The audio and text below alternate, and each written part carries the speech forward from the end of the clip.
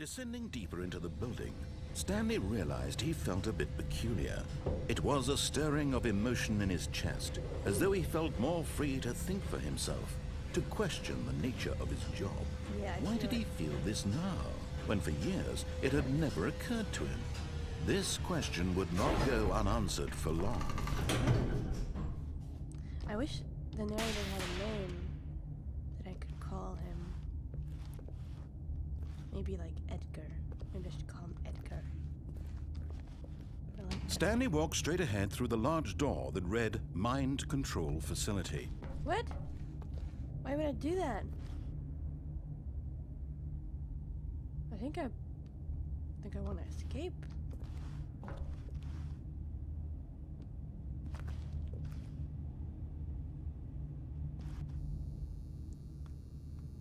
Although this passageway had the word escape written on it, the truth was that at the end of this hall, Stanley would meet his violent death.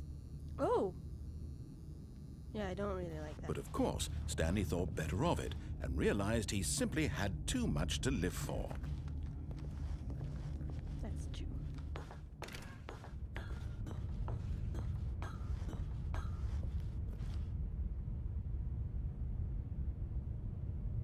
Should I press it? Edgar. Edgar, should I press it?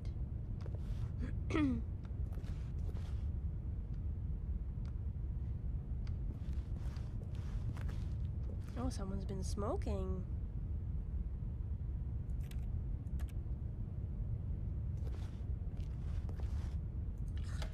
The lights rose on an enormous room packed with television screens.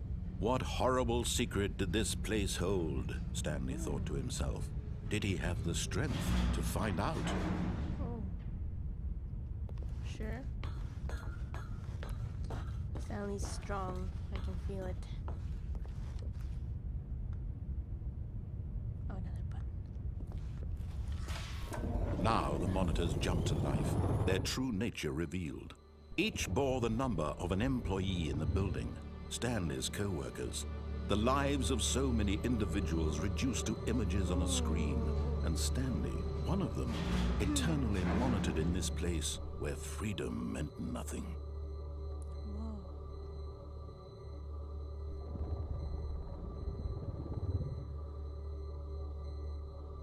Whoa.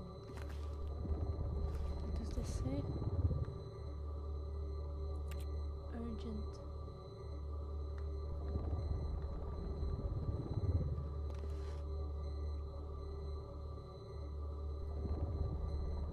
Oh.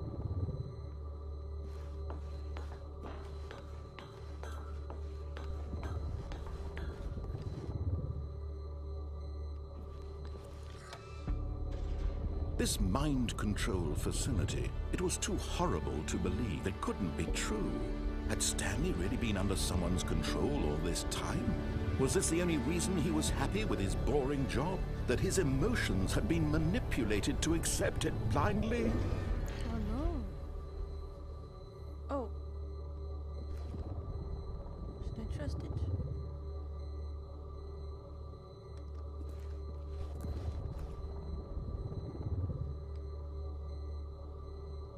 I have no choice.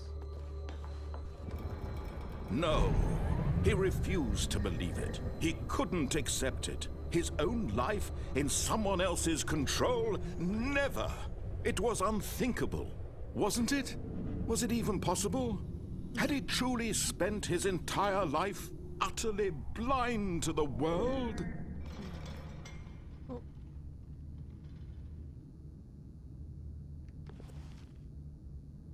What is this? But here was the proof. The heart of the operation. Controls labeled with emotions. Happy, or sad, or content. Walking, eating, working. All of it monitored and commanded from this very place. And as the cold reality of his past began to sink in, Stanley decided that this machinery would never again exert its terrible power over another human life. Yeah. For he would dismantle the controls once and for all. That sounds good. How do I do it?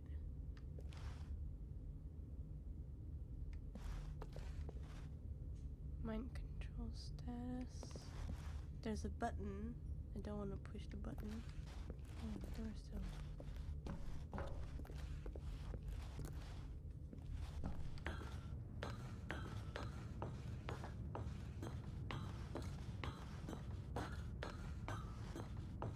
And when at last he found the source of the room's power, he knew it was his duty, his obligation, to put an end to this horrible place and to everything it stood for.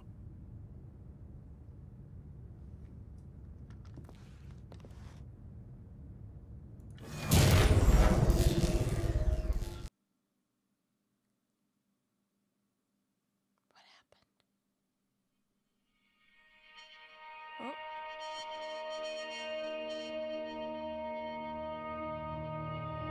Blackness and a rising chill of uncertainty.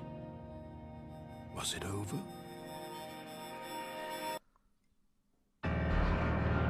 Yes! He had won! He had defeated the machine! Yeah. Unshackled himself from someone else's command. Wow. Freedom was mere moments away. And yet, even as the immense door slowly opened, Stanley reflected on how many puzzles still lay unsolved. Where had his co-workers gone? How had he been freed from the machine's grasp? What other mysteries did this strange building hold? But as sunlight streamed into the chamber, he realized none of this mattered to him, for it was not knowledge or even power that he had been seeking, but happiness. Perhaps his goal had not been to understand, but to let go. No longer would anyone tell him where to go, what to do, or how to feel. Whatever life he lives, it will be his. And that was all he needed to know. It was perhaps the only thing worth knowing. Stanley stepped through the open door. It's a trick, huh? It's not a trick. Stanley felt the cool breeze upon his skin, the feeling of liberation, the immense possibility of the new path before him. This was exactly the way, right now, that things were meant to happen. Oh, And Stanley was happy. beautiful. Awesome. Pretty cool game.